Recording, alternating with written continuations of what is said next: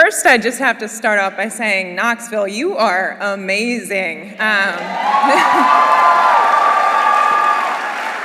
all have been so warm to my family and myself, and I'm not sure if it's because of this Hall of Fame honor or because I left UConn after 48 hours of being on campus, but I'll take it.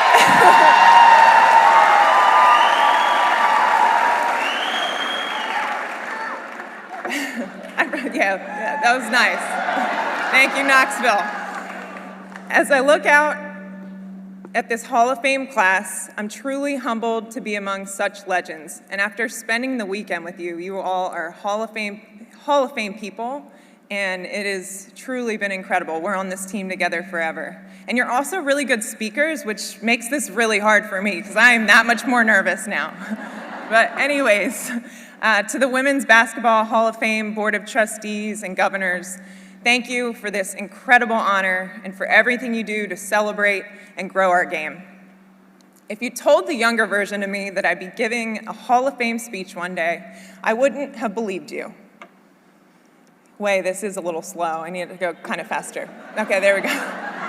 With you wet. I was just a lanky kid in Delaware shooting with an oven mitt on my guide hand. Debbie knows it. And my only defender was a ladder named Oscar with a broomstick on top. Dad's way of making sure I found the perfect arc pattern for my shot. I guess it worked. I fell in love with this game early and intensely. It had all the elements of a classic love story, the incredible highs, the challenging lows, and the patient growth in between. We even went through a little breakup in my teens where I thought I'd moved on to volleyball.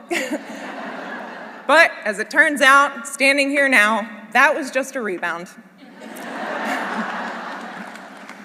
Early in my career, I faced struggles that often went unseen, burnout and moments of doubt about my purpose. Later, Lyme disease and a back injury tested me in ways I never imagined, forcing me to rebuild my body from the ground up.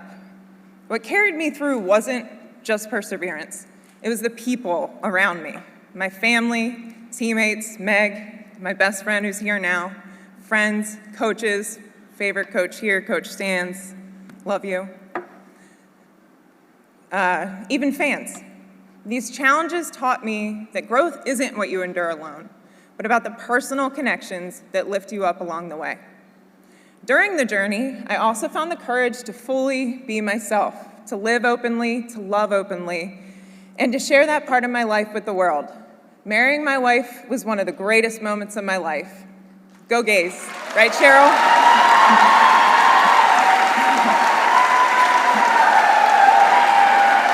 Amanda, before you, go Gays.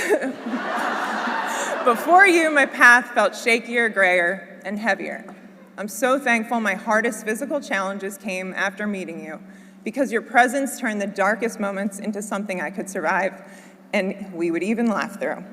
To my teammates, sitting right here, Meg, thank you for being my family on and off the court. You lifted me up in my hardest moments and celebrated every single win. You all are the reason I had so much joy in the journey. To my built-in lifelong teammates, my siblings, Jean, whether it was running 400s on the track, whitewater rafting in Tennessee with Jennifer when I needed a mental reset, or battling it out in endless games of mini ball. You've taught me that having fun matters just as much as winning, that holding on to that inner child and the laughs along the way are what make the journey worth it, and to always stay hydrated. We love Miller Lite. NIL, let's go. And Lizzie. I knew I should have skipped her, but that would have been real bad, huh? Although you can't hear me, I hope you can feel the impact you've made on me. Born with challenges most people couldn't begin to understand, you faced life with a strength and a deep belly chuckle that has shaped who I am. You've shown me that the hardest battles are met head-on, without self-pity and without comparison. And to my parents, Thank you for something that I didn't fully understand the power of until much later. You never treated me any different than my brother when it came to sports. There were no limits, no lowered expectations, just belief. And because of that, I grew up not seeing barriers. I didn't see inequity. I didn't see the uphill battle. I just saw opportunity. And that mindset stayed with me. When I got to the professional level, I realized the reality that women's sports weren't always given the same space, the same visibility, or the same respect. But because of how you raised me, I didn't accept that as the norm. I wanted to help break that mold through my play and proof of marketability and value. And when I look at the game today, how much it's grown, how many more young girls, like my niece Gia, can believe in a tangible dream, I feel so proud. Because the goal was always bigger than me, bigger than championships, bigger than accolades. The goal was to leave the game in a better place than when I found it. Thank you.